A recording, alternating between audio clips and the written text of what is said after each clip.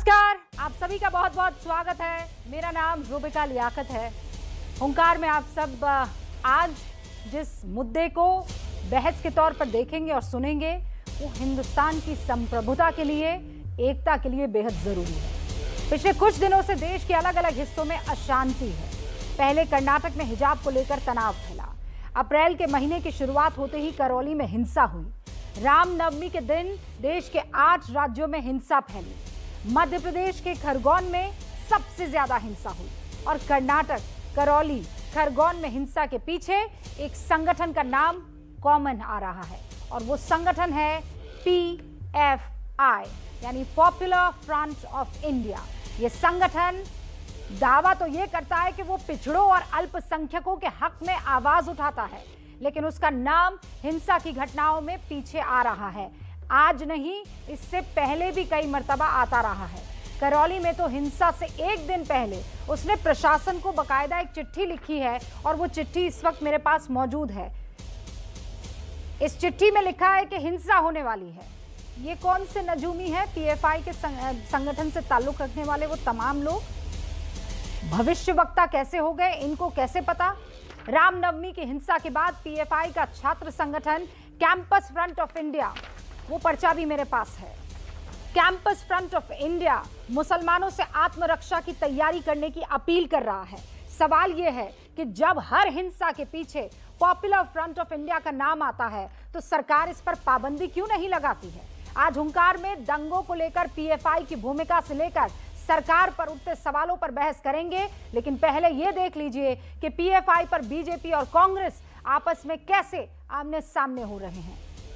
ये बिल्कुल ठीक है कि जिस प्रकार से खरगोन की जो घटना हुई, एक साथ इस प्रकार से आगजनी होना, पत्थरबाजी होना, ये सुनियोजित षड्यंत्र था और इसमें कहीं न कहीं मैंने पहले भी उल्लेख किया था कि इसमें कई प्रकार की ताकतें इन्वॉल्व हैं।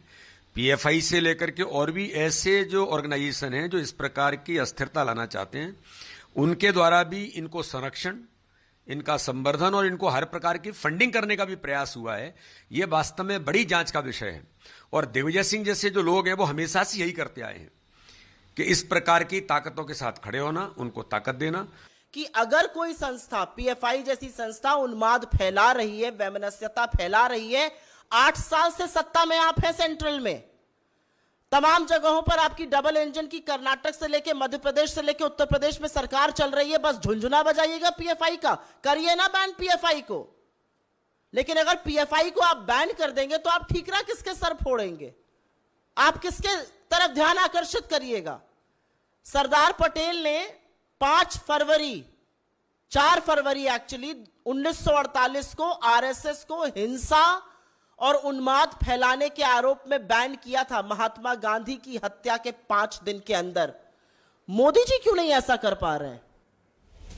ये बीजेपी और कांग्रेस आमने सामने आपको नजर आ रहे थे। अब दंगों पर नजर डाल लेते हैं। कब कब हिंसा, प्रदर्शन या दंगों के पीछे PFI popular front of India का नाम आया है, मैं आपको स्क्रीन पर दिखाना चाहती हूं। शुरुआत करूंगी सबसे ताज़ा हिंसा से जो खरगोन में हुई है। जी हां, कब कब PFI का नाम आया है। खरगोन हिंसा के पीछे बाकायदा VD मिश्रा को आप सुन रहे थे, वो ये कह रहे हैं कि PFI का इसमें हाथ साफ तौर पर हो सकता है। फिर अप्रैल 2022 के करौली दंगे के पीछे भी राजस्थान के PFI के हाथ होने की शंका यहां पर जाहिर की जा रही है। मार्च 2022 में कर्नाटक में हिजाब पर हंगामे के पीछे भी इसी संगठन का नाम आया था, PFI। सितंबर 2020, थोड़ा और पीछे आइए, हाथरस में लोगों को भड़काने का आरोप किसी पर लगा तो वो इसी संगठन पर लगा है। फरवरी 2020 को दिल्ली दंगों के पीछे भी PFI का अच्छा खासा एक संगठन, उसकी ताकत, उसका पैसा लगा हुआ था, ऐसे आरोप लगे। अगस्त 2020 में बेंगलुरु दंगे करवाने का भी सीधा सीधा आरोप किसी और पर नहीं,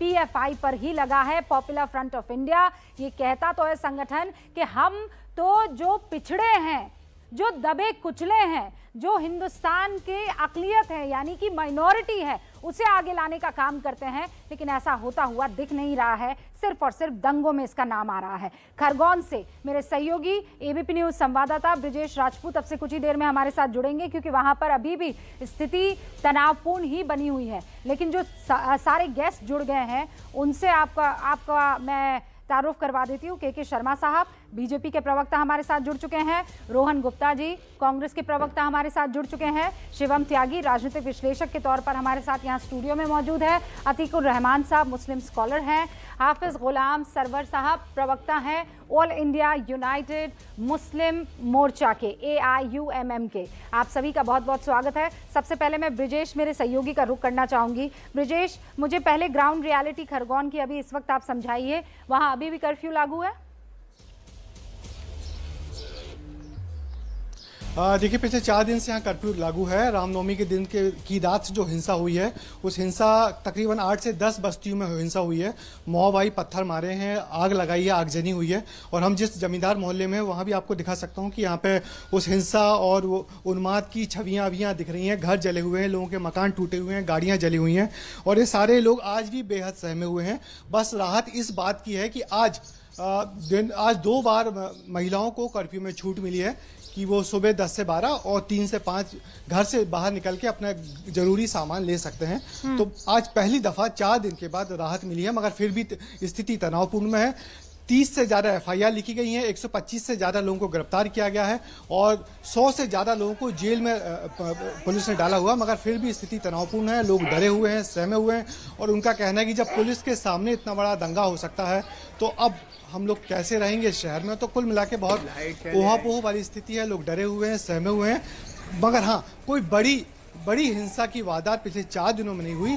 छुटपुट हिंसाएं रात में जरूर हो रही हैं, शहर के आसपास के इलाकों में हिंसा हो रही है, मगर फिर भी यहाँ पे अभी तनावपूर्ण स्थिति बनी हुई है। पुलिस लगातार सख्ती बरत रही है, वीडियो फुटेज के आधार पर लोगों को आइडेंटिफाई कर रही है, उनके खिलाफ FIR लिख रही है, उनको जेल भेज रही है। मगर यहाँ जिस भी गली में जाइए, हर तरफ उन्माद का जो उस दिन उन्माद की निशानी है वो दिख रही है। जगह जगह मकान टूटे हुए, गलियाँ जले हुए मकान और लोग सहमे हुए हैं और दोनों पक्ष के लोग प्रभावित हुए हैं। बड़ी बात इसमें यही है।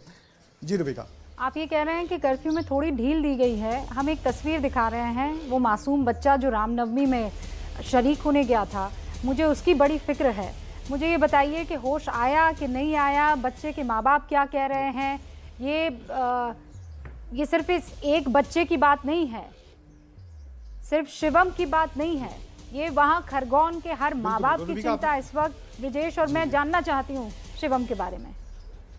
उसके भाई को बुला लो। हाँ, देखिए, शिवम इंदौर के अस्पताल में भर्ती है। 16 साल का बालक है। 10वीं क्लास पास करने के बाद वो यहाँ पे अपने, ये मैं जो पीछे मकान दिखा रहा हूँ, वो इसी मकान में अपने मामा के साथ रहता था। 10वीं क्लास पास करने के बाद यहाँ आया और यहाँ पे उस दिन जो हिंसा हुई वो पास के मंदिर में था और उस दरमियान उसके सिर में एक बड़ा पत्थर चोट लगी। उसके बाद से वो अनकॉन्शियस हो गया।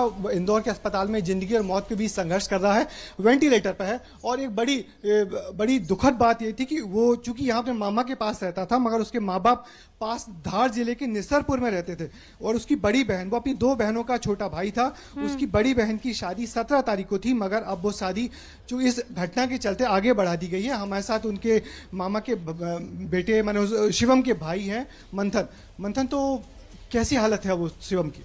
अभी भी स्थिति ठीक बताई जा रही है, डॉक्टर ने कहा स्टेबल कंडीशन है फिलहाल में। तो और घर में जो एक शुभ मौका आ रहा था शादी का, उसका क्या हुआ? उसकी तो मतलब पूरी उपद्रवियों ने उससे हमारा क्या बोलते हैं, घर का माहौल, घर की खुशियाँ सब तोड़फोड़ करके चले गए।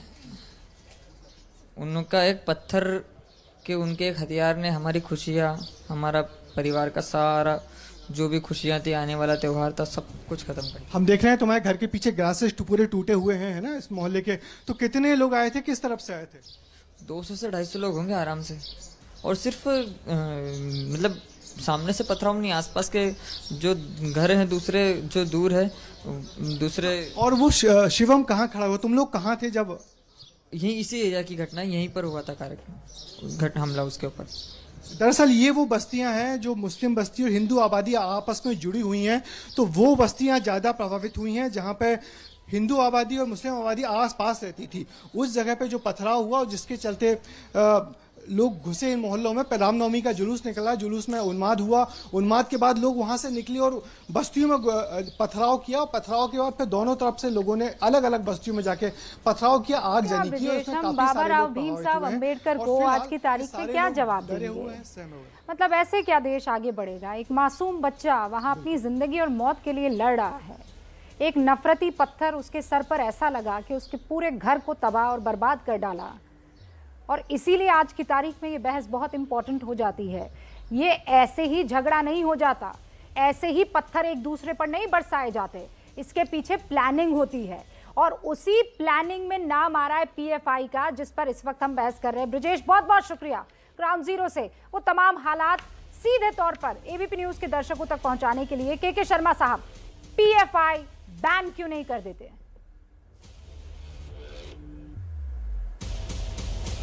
बिल्कुल उसकी जांच चल रही है, और यदि उसमें जो और तथ्य मिलते ही उनको बैन किया भी जाए। थोड़ा इको हो रहा है, थोड़ा कम करा दीजिएगा। ठीक कीजिए। तो हाँ। लेकिन रूबिका जी, एक बहुत महत्वपूर्ण प्रश्न है जो अभी आपने कहा कि ऐसे जो है इतने बड़े दंगे नहीं हुआ करते हैं, इसमें केवल पीएफआई जो है हम उसी को कहें ऐसा नहीं है। इसके पीछे एक पूरा षड्यंत्र है। और यदि इसको आप गौर से देखें तो इसमें कांग्रेस, कम्युनिस्ट, पीएफआई और साथ में जो कट्टरपंथी मुस्लिम समाज है वो इसके साथ जुड़ा हुआ है। और ये बात मैं बहुत प्रामाणिकता के साथ आपको कह रहा हूं, और आपको मैं 2-3 उदाहरण भी देता हूं इसके। अभी 8 अप्रैल को जब राहुल गांधी शरद यादव से मिल के आए, इको कम कराइए, बहुत दिक्कत हो रही है। 8 अप्रैल को शरद यादव से जब ये मिलकर आए हैं, उसके निकलते ही राहुल गांधी का एक बयान आया। वो बयान ही आया कि देश जो है समुदाय के अलग अलग टुकड़ों में बंट गया है और बहुत जल्दी आप देखिएगा कि एक भयानक, एक बड़ी हिंसा होगी और तब आप मुझे कहिएगा। ये बयान था 8 अप्रैल का। और 11 अप्रैल को ये दंगा होता है। ये महज संयोग नहीं है रूबिका जी, मैं इसके पीछे एक उदाहरण और देता हूं आपको। 14 दिसंबर 2019 मेरा सब्र जवाब दे गया है। मैं आपके उदाहरण के लिए अब इंतजार नहीं कर सकती हूँ। मैं कह रही हूँ, अगर कांग्रेस, पीएफआई, कट्टर मुस्लिम संगठन मिलकर अगर दंगा देश में कर देते हैं तो के शर्मा साहब, आप क्या जलेबी खा रहे हैं? आप खाली हाथ पर हाथ धरे बैठे रहेंगे और ये लोग दंगा करते रहेंगे? ये शिवम जैसे तमाम लोगों को अपने माँ बाप की आंखों के सामने खत्म करते रहेंगे? आप कब तक दोषारोपण करेंगे? मैं कह रही हूँ बंद कीजिए ना, पीएफआई को बैन कीजिए। नहीं, पीएफआई मैं बिल्कुल कह रहा हूं कि उसको बैन तो करना ही पड़ेगा, लेकिन आप उसको भी तो देखिए जो उसके बचाव में खड़े हैं। आप जब हमने हाथरस के समय में पीएफआई के 4 लोगों को पकड़ा, इस समय यही कांग्रेस, यही जो अन्य विपक्षी दल है, ये क्या प्रश्न उठा रहे थे कि वो तो एक फोटोग्राफर है, वो तो एक जो है पत्रकार है, रोहन गुप्ता जी, कैसे पकड़ लिया? वो तो आप जो है उनके मीडिया के ऐसे किसी संगठन पर अगर एक्शन लिया जाए, पीएफआई, मैं आपको कह रहा हूं, के शर्मा साहब ये कह रहे हैं आप लोग हो हल्ला मचाने लगते हैं। सुनिए, आप कहते हैं कि इंसानियत को आप लोग तार-तार कर रहे हैं, आप लोकतंत्र की हत्या कर रहे हैं। एक बात करके खत्म करूंगा। अच्छा रोहन जी, बस 1 सेकंड, 10 सेकंड में अपनी बात वो खत्म कर दें। हाँ, एक बात मात्र, बस 1 सेकंड। अभी आपने कांग्रेस की जिस प्रवक्ता का आपने बयान दिखाया, उसकी एक लाइन सुनिए, उसमें क्या कहा गया। उसमें वो कह रही हैं कि यदि इन्होंने पीएफआई को बैन कर दिया तो ये ठीकरा किसके ऊपर फोड़ेंगे। मतलब अभी भी उनकी मान्यता ये है कि पीएफआई पर ठीकरा फोड़ा जाता है। और यही पीएफआई को राजस्थान की सरकार अभी 2 महीना पहले जो है इनकी स्थापना दिवस मनाने देती है। कोटा में कोरोना काल के अंदर में यही पीएफआई नंगी तलवार लेके प्रदर्शन करता है और राजस्थान की गहलोत सरकार उसको परमिशन देती है। रोहन गुप्ता जी, आम आदमी नहीं निकल सकता था, लेकिन पीएफआई प्रदर्शन कर रहा था। यह कांग्रेस का षड्यंत्र है इसमें।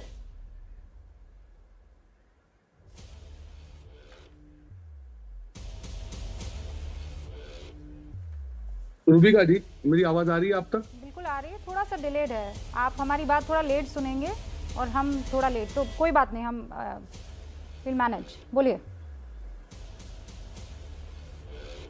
रूबिका जी, जो अभी भाजपा प्रवक्ता बात कर रहे हैं, ये 7 साल की ऐसी मजबूर सरकार है जो 300 सीटें आने के बावजूद भी आज अपनी मजबूरी का बयान टीवी चैनलों पे कर रहे हैं।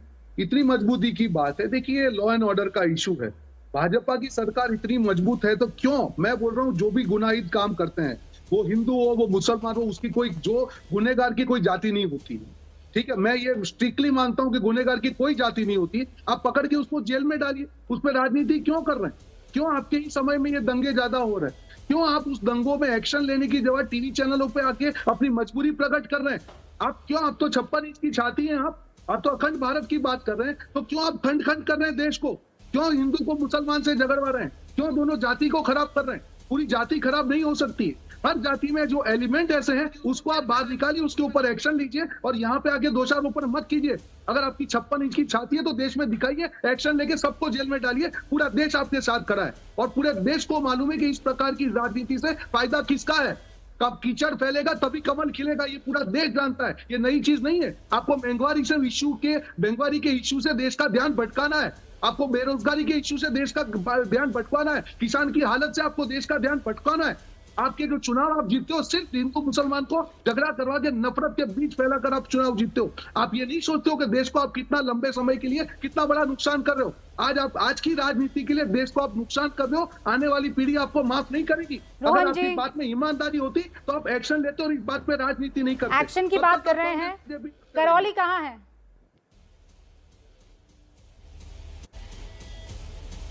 बिल्कुल करौली में, मैं आपको यही कह रहा हूँ। मेरा सवाल सुनिए ना, मेरा सवाल सुनिए, करौली कहाँ है? तो मैं रिलेट नहीं कर पा रहा हूँ। नहीं, हाँ मैं समझ रही। रोहन जी, करौली कहाँ है? करौली पूरे देश भारत में है, राजस्थान में है। राजस्थान में किसकी सरकार देश में है? राजस्थान में किसकी सरकार है? जिसकी भी सरकार, जिसकी भी नहीं रोहन जी, किसकी सरकार? मैंने आपकी पूरी बात सुनी, मैं बीच में नहीं बोली। करौली राजस्थान में आपकी सरकार यानी कांग्रेस की, करौली में पीएफआई के हाथ आने की बातें आ रही है सामने। मेरे पास अभी सबूत नहीं है, लेकिन ऐसा कहा जा रहा है। तो आप पीएफआई को बैन कर दीजिए। आप कह रहे हैं ये नाकारा लोग हैं, ये निकम्मे लोग हैं, इनके बस की नहीं है। आप पीएफआई को बैन कीजिए, मैं आपको चैलेंज करती हूँ। मैं राजस्थान का आपको जवाब दे रहा हूं। देखिए रूबिका जी, ये बड़ी कॉन्स्पिरेसी है।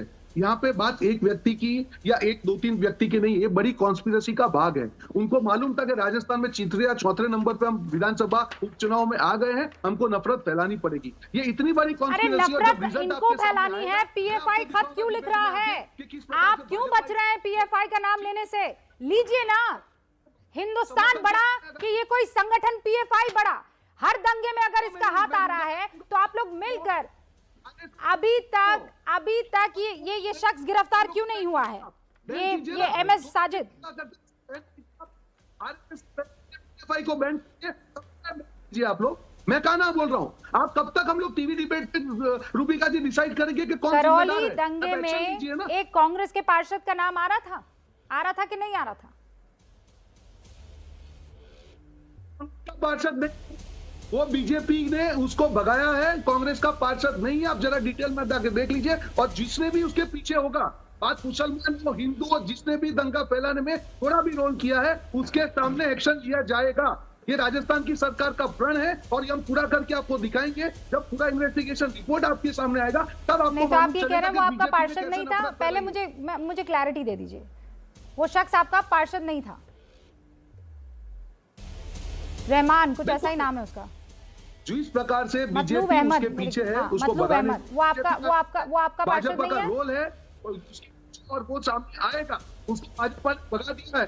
वैसा नहीं है कि उसको गिरफ्तार नहीं किया गया है, वो फरार है आज की डेट में और उसके पीछे भी भाजपा का रोल है। ये भी मैं आपको दिखाऊंगा। अच्छा, पार्षद आपका, पार्टी आपकी ज्वाइन की, सरकार आपकी, लेकिन इसमें हाथ बीजेपी का है। देखिए, बीजेपी आज भाग नहीं सकती है।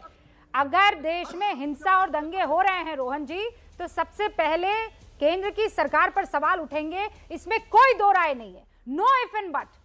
अगर इस पीएफआई का नाम आ रहा है और इस पर बैन नहीं लग रहा है, 2012 से इसके नाम आ रहे हैं, और अगर बैन नहीं किया जाता है, नो इफ एंड बट केंद्र की सरकार पर ही सवाल उठेंगे, क्योंकि फैसला केंद्र की सरकार को करना है। लेकिन राज्य की सरकार के हक में जो चीजें हैं, जिनका आरोप आप इन पर लगा रहे हैं, वो पहले पहल कर दे, मैं ये कह रही हूं। अब 3 और मेहमान मेरे, और उसके बाद मैं आगे बढ़ती हूं। शर्मा साहब से बात हुई है, अवनीजेश अवस्थी अब आ चुके हैं, लेकिन अतीकुर रहमान साहब, आप मुस्लिम स्कॉलर हैं, वो बच्चा शिवम मुसलमान नहीं है सर, लेकिन हैशटैग कौन सा ट्विटर पर ट्रेंड करता है? मुस्लिम जेनोसाइड। वो बच्चा अपने माँ बाप की आंखों के सामने दम तोड़ सकता है। मैं दुआ करती हूं कि ऐसा ना हो, क्योंकि हालात बड़े खराब है, लेकिन ट्रेंड क्या करता है? मुस्लिम जेनोसाइड। अतीकुर रहमान साहब। जी रुबिका जी, दिस इज इनटॉलरेबल, ये बर्दाश्त नहीं किया जा सकता है। सबसे पहले मैं आग्रह कर रहा हूं वहां की सरकार से, के शर्मा साहब से, कि शिवम को इमीडिएटली सुपर स्पेशलिटी हॉस्पिटल में शिफ्ट किया जाए। उसकी जान से बड़ा आज कुछ भी नहीं है। किसी भी हालत में इस बच्चे की जान बचना चाहिए। यहां पर हमारी सरकारें बैठी हैं रुबिका जी, स्टेट की सरकार है, सेंट्रल गवर्नमेंट की सरकार है, पीएफआई का नाम आ रहा है। मान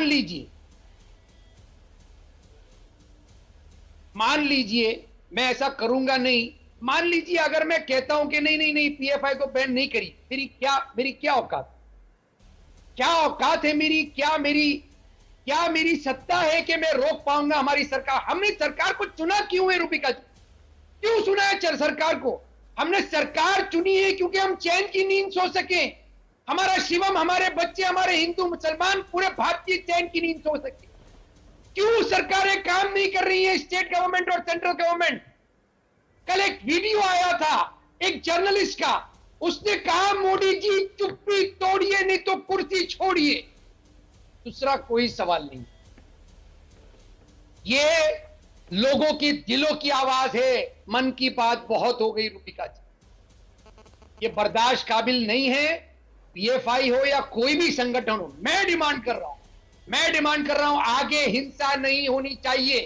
चाहे मुंबई हो, सूरत हो, कलकत्ता हो, टीएमसी हो, कोई सत्ता हो, कोई सरकार हो, अच्छा लगा वायलेंस को रहमान रोकना साहब, सबसे बड़ा कर्तव्य इंपॉर्टेंट है बात। रुबिका जी आपका है, सरकार। अतीकुर रहमान साहब, इंपॉर्टेंट है। आप कह रहे हैं हमने चुनी क्यों सरकार?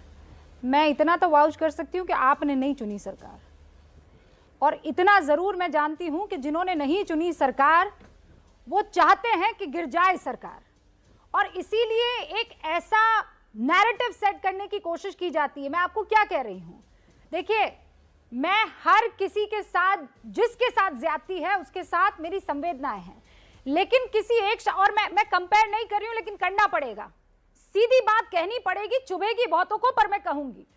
एक शख्स का ठेला जिस पर तरबूज है वो तोड़ दिए जाते हैं। पूरे हिंदुस्तान में इस बात को लेकर चर्चा हो जाती है कि मुसलमान खतरे में हैं, तरबूज तोड़े जाते हैं। इस बच्चे का सर फोड़ दिया है, ये जिंदगी और मौत की लड़ाई लड़ा है, लेकिन हिंदू खतरे में नहीं है, खतरे में मुसलमान है। ये नैरेटिव से मुझे बहुत दिक्कत है। अब निजेश अवस्थी जी, मुझे बहुत दिक्कत है इस नैरेटिव से। ये रुबिका जी आपने बिल्कुल सही कहा, ये जो नैरेटिव बनाया जाता है ना, ये लगातार नैरेटिव बनाया जा रहा है। 2014 के बाद 2014 के बाद 2014 के बाद 2014 से पहले अतीकुर रहमान जी, भागलपुर याद है आपको?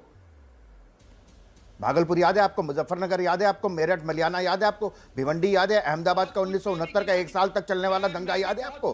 तब आपको कोई प्रॉब्लम नहीं थी, तब आपको प्रॉब्लम नहीं थी, क्योंकि आप किसी भी आपको यहाँ के इंसानों से कोई हमदर्दी नहीं है। आपको चाहिए सत्ता और राजनीति। आपको अंतरराष्ट्रीय स्तर पर जो टूल किट बनता है उसको फॉलो करते हैं आप। अतीकुर रहमान जी, आपके बीच में नहीं बोला था ना मैं, आपने डिमांड कर ली कि सुपर स्पेशलिटी हॉस्पिटल में भेज दो, और आप कहते हैं कि मेरी हैसियत क्या है, मेरी हैसियत क्या है। आप एक तरफ डिमांड भी करते हैं और फिर कहते हैं मेरी हैसियत क्या है। अरे जैसे हैसियत है, अगर आपकी हैसियत नहीं तो आप डिमांड क्यों कर रहे थे? सरकार कर रही है ना। पीएफआई पे बैन करने पे कहते हैं मेरी हैसियत क्या है, और जब उसको बच्चे को कहना होता है, दिखाना होता है कि मुझे सहानुभूति है, तो आप कहते हैं कि उसको सुपर स्पेशलिटी हॉस्पिटल में एडमिट करा दिया जाए। सरकार वहां पर जिस भी तरीके का इलाज कर सकती है वो करेगी।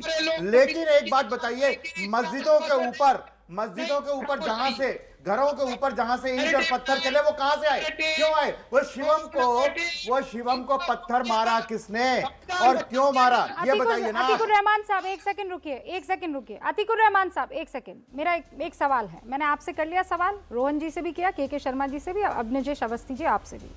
अब निजेश जी, ये पूरा हिंदुस्तान हिंदुओं का भी है, मुसलमानों का भी है, ठीक है।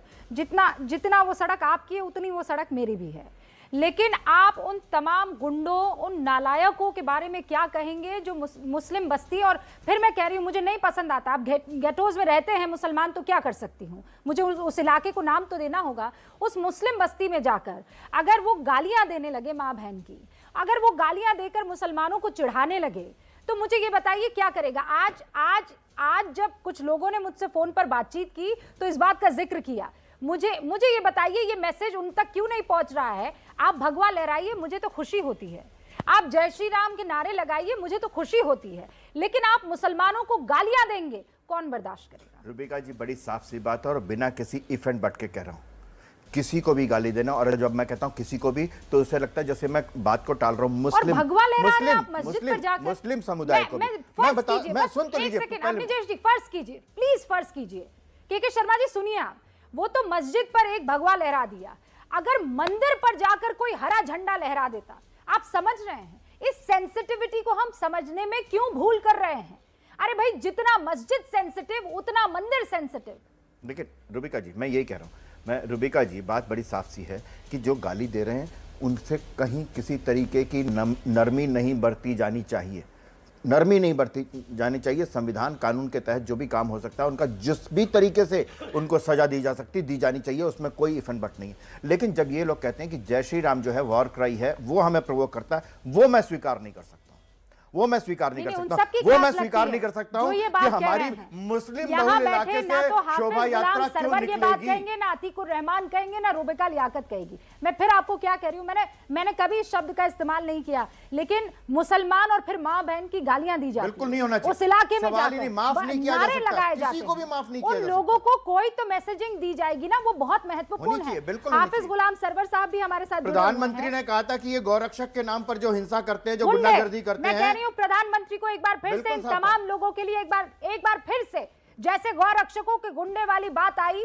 वैसे एक बार फिर से ये बात निकलनी चाहिए, ये जरूरी है, ये महत्वपूर्ण है। हाफिज गुलाम सरवर साहब, दोनों तरफ से आग लगी हुई है, हम एक का बचाव करें और दूसरे पर आरोप लगाए नहीं चलेगा।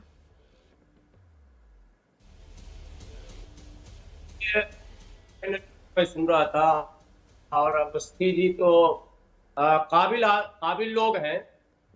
मैं समझता हूँ इस मुसीबत की घड़ी में देश तमाम को एक चाहिए कि इस हिंसा को रोकने के जितने भी उपाय हो सकते हैं उस पर तेजी से कार्रवाई शुरू हो।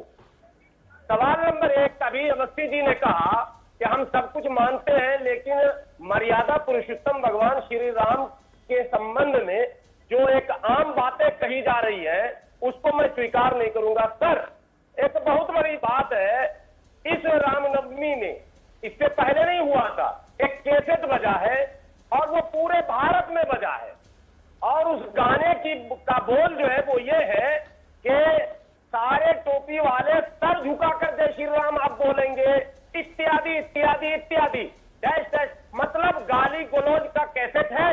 और गायकार कौन है, उस कैसेट को आगे कौन बढ़ा रहा है, उसका रेवेन्यू किसको जा रहा है, ये सब मुद्दे पर बात नहीं हो रही। चिंता ना कर, नो डाउट पीएफआई, यदि पीएफआई का हाथ है तो उस हाथ को भी तोड़ा जाना चाहिए, लेकिन पीएफआई के साथ साथ जितने भी हाथ नजर आ रहे हैं, जो नजर आ रहे हैं, मैं अदृश्य की बात नहीं कर रहा हूं, जो नजर आ रहे हैं उन पंजों को भी मरोड़ना पड़ेगा और तमाम भावनाओं से ऊपर उठकर मरोड़ना पड़ेगा। मैं हिंदू, तू मुसलमान, ये नहीं हो पाएगा। भारत है सबसे बड़ा महान। और एक बात मैं और बता दूं, पीएफआई को बैन करने की बात हो रही है, रूबिका बहन ने कई बार कहा इस बात को, मैं एक बात बताऊं, सिमी को बैन किया गया, पहले सिमी को बैन किया, मसला हल नहीं हुआ, पीएफआई होगा बैन, मसला नहीं होगा। बैन के साथ साथ नैन भी दुरुस्त होना चाहिए, नैन नजरिया, अगर नजरिया दुरुस्त नहीं होगा। अच्छी बात की आपने हाफिज गुलाम सरवर साहब, आप सही बात कह रहे हैं। ये सिमी बैन करेंगे पीएफआई आ जाएगा, पीएफआई बैन करेंगे दूसरा एसडीपीआई आ जाएगा। वो नजरिया कौन चेंज, आप लोग ही तो जाएंगे और इस बात को उन लोगों को आप हाफिज गुलाम सरवर साहब हिंदुस्तान में रहते हैं, यहाँ की परंपरा को हम समझते हैं, और ऐसा तो पहले कभी नहीं हुआ। मुझे तो याद नहीं कि मेरे बुजुर्ग जो हैं वो जयसार कहते हों, मुझे तो याद नहीं है कि दिवाली पर एक दूसरे को मुबारकबाद कहने से कतराते हों, मुझे तो याद नहीं है कि आरती या फिर भजन कीर्तन में शामिल होने से मेरे पूर्वज कतराते हों। आज की तारीख में जय श्री राम बोलने में दिक्कत हो रही है, ये गाली लग रही है, ये उकसाने वाली बात लग रही है। नजरिया इसे कहते हैं बदलना। एक बात मैं बता दूं, आपकी आवाज में दुरुस्त कराती हूँ, फिर मैं आपसे बात करूंगी। सरवर साहब, तो कुछ तो दिक्कत आ रही है, मैंने फिर भी कोशिश की कि आप पहले अपनी बात कह दें, दुरुस्त बाद में करवा दूंगी, लेकिन अब 1 सेकंड मैं वॉइस ठीक करवा दूं, फिर आपके पास आऊंगी। शिवम त्यागी, के शर्मा जी, बस 1 सेकंड। जी देखिए रुबिका जी, मुझे लगता है कि जितनी बात हुई है पीएफआई को बैन करने की, बिल्कुल होनी चाहिए, कहीं कोई दो राय नहीं है, लेकिन इस देश में पीएफआई को सपोर्ट करने वाले, समर्थन करने वाले इस देश के पॉलिटिकल फिटमेंट्स ही हैं, और वो यदा कदा इधर उधर लोगों को अक्सर ऐसी सपोर्ट करते आए हैं। मैं छोटा सा एग्जांपल आपको लेके चलता हूं। अभी बुर्के को लेकर जब वो माहौल बना और जो तमाम चीजें हुई, जो कि अब आखिरकार खत्म हुआ, उसमें एक बच्ची थी मुस्कान का जब पुलिस ने इन्वेस्टिगेट किया और तमाम चीजें निकल कर आई, तो मुस्कान का संबंध एसडीपीआई और पीएफआई से निकला। उसको सपोर्ट करने के लिए कहां तक के लोग नहीं आए। उलेमाए हिंद ने 5 लाख रुपए का कैश अवार्ड दिया उसको। इसके अलावा जिशान सिद्दीकी कांग्रेस के एमएलए हैं महाराष्ट्र से, वो उसके घर गए, उसको आईफोन और आई वॉच पता नहीं क्या क्या देकर के आए। आज पुलिस इन्वेस्टिगेट करके बैठी है और पूरा क्लैड निकालकर देखा कि पूरा प्लान एंड प्लॉट करके ये सब चीजें और हंगामा बनाया गया और देश में अनरेस्ट पैदा किया गया। यहां पर पीएफआई को इस देश में बहुत सारे पॉलिटिकल फिटमेंट और ऐसे तमाम लोगों को बहुत सारे पॉलिटिकल फिटमेंट मॉरल सपोर्ट देते हैं और तमाम तरह की चीजें करते हैं। जहां तक बात बैन करने की है, 100% होना चाहिए, कहीं कोई इफ एंड बट वाली बात ही नहीं है, लेकिन इसके साथ साथ इस तरह के लोगों को यहां पर किसी भी सरकार का और किसी भी पार्टी का सपोर्ट नहीं होना चाहिए, नंबर 1। जहां तक बात दंगे की है, मेरा मानना है कि जैसा आपने अभी कहा कि जय श्री राम को लेकर आज हम क्या इतना इंटॉलरेंट हो गए हैं, ये बात बहुत सही भी है और मैं लगातार कहता भी हूं। मेरे गांव में 4000 की आबादी है और 7 से ज्यादा मस्जिदें हैं, दिन में 5 टाइम वहां पर अजान होती है, किसी को आज तक कोई परेशानी नहीं हुई। लेकिन सडनली आप कहां की बात कर रहे हैं? मैं जहां से आती हूं वहां पर ईद की राम राम करते हैं। हाँ बिल्कुल करते हैं, कोई परेशानी नहीं है, लेकिन सडनली अब राम का नाम लेने से कतरा रहे हैं। अब जय श्री राम पर ये इतना कट्टरता कहां से आ रही है? और ये मुझे लगता है शर्मा जी कुछ कहना चाह रहे हैं? नहीं होनी चाहिए, इस तरह के नाम दोनों तरफ होने से नहीं सर, चाहिए, दोनों तरफ से। के शर्मा जी। रूबिका जी, आपने एक बहुत महत्वपूर्ण लाइन बोली है। आपने कहा कि यह देश जितना हिंदुओं का है उतना ही मुसलमानों का भी है। यही बात रोहन गुप्ता जी भी अभी कह रहे थे कि राजस्थान में भाजपा जो है चुनाव हार गई तो हिंदू मुसलमान करना चाह रही है। मैं एक ऑर्डर आपको जल्दी से पढ़ के सुनाना चाहता हूं। ये राजस्थान सरकार का ऑर्डर है, ये 1 अप्रैल को ऑर्डर निकला है, दिनांक 4/4/2022। 4 अप्रैल 2022 से रमजान का महीना प्रारंभ हो रहा है। ग्रीष्म ऋतु में रोजेदारों को परेशानी न हो, इसको देखते हुए रमजान महीने में संपूर्ण मुस्लिम बाहुल क्षेत्र में कोई कटौती नहीं की जाकर निर्बाध विद्युत आपूर्ति सुनिश्चित करें। यह है विद्युत निगम का ऑर्डर। मैं पूछता हूं आपसे, 2 तारीख से वहां पर नवरात्र चालू हो रहा है, हुआ 4 तारीख से रमजान। आप ऑर्डर निकालते हैं कि मुस्लिम बाहुल्य क्षेत्र में बिजली बिल्कुल नहीं कटनी चाहिए, और हिंदू बाहुल क्षेत्र में क्या होगा? क्या नवरात्र में हिंदू के लोग जो है व्रत नहीं रखते? क्या वो लोग वहां पर जो है पूजा नहीं करते? ये ऑर्डर ये हिंदू मुसलमान नहीं करता तो क्या करता? ये गहलोत सरकार का ऑर्डर है ना। दूसरा ऑर्डर आपको बताता हूं, 1 मिनट। दूसरा ऑर्डर जो 7 अप्रैल को निकालती है, वो जो है वो कहते हैं कि घरों पर धार्मिक ध्वज नहीं लग सकता। 30 सेकंड के घरों पर धार्मिक ध्वज नहीं लग सकता, घरों की छत से शोभा यात्रा नहीं देख सकते, घरों पर पुलिस जब शोभा यात्रा निकलेगी, कुछ दिखा रहे हैं तो रोहन बाहर गुप्ता, से क्या पुलिस दिखा रहे हैं भाई ताला रोहन गुप्ता? लगाएगी। आप क्या दिखा रहे हैं? दिवाली में नहीं होगा, शहर में पावर कट। मेरी बात सुनिए, दिवाली में नहीं होगा पावर कट। जयपुर में अधिकारी कर्मियों को बांटी गई जिम्मेदारी, दिवाली में फुल पावर कट नहीं होगा। नहीं। ये जो अर्ध सत्य ना, और झूठ जो फैला रहे हैं ना, रूबिका जी, अर्ध सत्य पूरा नहीं देश है। पूरे अगर आपका ये ऑर्डर जो के शर्मा दिखा रहे हैं वो सही है। नहीं सुनिए, दिवाली पर मत जाइए, नवरात्र व्रत नहीं करते हैं नवरात्र पर। ये ऑर्डर नवरात्र में व्रत होते हैं कि नहीं होते हैं? दिवाली पे क्यों? अरे दिवाली अगर बात जैसे अलग है ना, आज की दिवाली- अरे आप मुझे पता है, बहुत बहुत शानदार दिवाली पे प्रवक्ता क्यों ना है। जाऊं? ये तो आप उसी में लिख देते ना। दिवाली आपने पे जो ऑर्डर दिवाली जारी पे किया तो है, मैं करूंगा। जो ऑर्डर आप के मुझे शर्मा बताइए। दिखा रहे हैं, रोहन जी आप सुनिए जैसे ना, हम एक दूसरे के ऊपर बोलेंगे तो नहीं चलेगा। आपने दिवाली पर किया, मैं सारे मेहमानों को कह देती हूँ ताली बजा दीजिए भाई, बहुत बढ़िया काम किया आपने। दिवाली पर पावर कट नहीं होगा कहकर बढ़िया काम किया। लेकिन मुझे ये बताइए, राजस्थान में रमजान के लिए आप विशेष तौर पर एक सर्कुलर जारी करते हैं कि मुस्लिम इलाकों में लाइट की कटौती नहीं होगी। 2 तारीख से नवरात्र भी थे ना सर, नवरात्र में भी महिलाएं हैं, पुरुष हैं जो व्रत करते होंगे, क्या उनको लाइट की जरूरत आवश्यकता नहीं होगी? रोहन जी, आप उसमें एक लाइन जोड़ देते ना। और ये क्या है कि मुस्लिम बस्ती में लाइट की कटौती नहीं होगी, लेकिन बाकियों को झेलना पड़ेगा। मेन फेस्टिवल है, वैसे रमजान में एक फेस्टिवल है, राजस्थान सरकार को नहीं जवाब। आपने जो कहा मैं जवाब, जो मेन फेस्टिवल जैसे हिंदुओं का हमारा मेन फेस्टिवल है दिवाली, उस समय पे पावर कट नहीं है, और रमजान में बाकी जो ईद आती है तब ये प्रावधान नहीं है। मैं चैलेंज करता हूं के शर्मा को, रमजान के बाद ही ईद आती है। पावर कट का आप डिसाइड करने वाले कौन होते हैं? नवरात्र हमारा नहीं है, हनुमान जयंती हमारी नहीं है, रामनवमी हमारी नहीं है। हिंदू मुस्लिम कर रहे हैं बैठ के यहाँ पर, बाहर से हमारे घरों में ताला लगा दोगे, शोभा यात्रा नहीं निकालने दोगे। अरे मुगलों की सरकार चला रहे हो, अरे मुगलों की सरकार चला रहे हो क्या राजस्थान में? अरे मुगलों की सरकार है क्या ये? अरे मुगलों की सरकार में भी ऐसा आतंक नहीं हुआ, हिंदुओं के ऊपर अत्याचार नहीं हुआ। ये मुगल की सरकार चल रही रोहन जी, है। आपकी बात नहीं सुन पा रहे हैं। के शर्मा जी, एक सेकंड रुकिए। के शर्मा जी, आपने अपनी बात करी। रोहन जी, आपका स्काइप का जो कनेक्शन है, मेरे ख्याल से उसमें कोई दिक्कत है, कुछ मैं नहीं समझ पाई हूँ। अब तक आपने जो भी कहा, आपके जो दर्शक है वो भी सुनना चाहेंगे। एक सेकंड के शर्मा जी, एक सेकंड। हाँ रोहन जी, इसका जवाब दीजिए। के शर्मा जी कह रहे हैं ये क्या बात हुई, हनुमान जयंती हमारी नहीं है, नवरात्र हमारे नहीं है, रामनवमी हमारी नहीं है। रूबिका जी, हर धर्म के जो मेन फेस्टिवल है, एक दिन को चुप रखवाइए तो मैं बोलूं। राजस्थान एक सेकंड रुकिए ना शर्मा जी, राजस्थान सरकार की नीति है कि हर धर्म का जो मेन फेस्टिवल साल में सिर्फ एक बार हर धर्म के मेन फेस्टिवल पे ये प्रावधान, ये आज का नहीं है, जब बीजेपी की सरकार थी तब से चलता आ रहा है। ये कांग्रेस सरकार ने नहीं किया, आप चेक कर लीजिए पास्ट में। मैं सिर्फ इतना कहना चाह रहा हूँ रूबिका जी, किसी भी एक धर्म की बात करके बाकी धर्म में ये उन्माद फैलाना, ये भाजपा की रीति है। कीचड़ में आपको एक मुझे खाली 30 सेकंड दिए जाए रूबिका जी। हम आज जो डिबेट कर रहे हैं, सरकार केंद्र में किसकी है? भाजपा की। हम सब जानते हैं कि देश में धर्म की राजनीति कौन करता है? भाजपा करती है। हिंदू मुस्लिम की बात कौन करता है? भाजपा करती है। हम तो नहीं करते। मुझे ये बताइए, सर्कुलर आपका आ रहा है, रमजान में इलेक्ट्रिसिटी की कोई कटौती मुस्लिम इलाकों में नहीं होगी। सर यही तो गड़बड़ी हो जाती है ना। मैं इस लाइन, ये तो बीजेपी की तरफ से आई है, मुझे उसमें बीजेपी की लाइन है, लेकिन सच ये है कि अगर आपकी सरकार है तो वो सबका साथ और सबका विकास करने में दिलचस्पी लेगी ना, कि एक ही जगह का विकास होगा और बाकियों को आप लोग सेकंड दर्जे का सिटीजन मानेंगे तो कैसे चलेगा?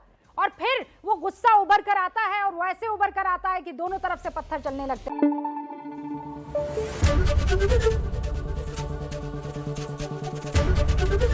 एबीपी न्यूज आपको रखे आगे।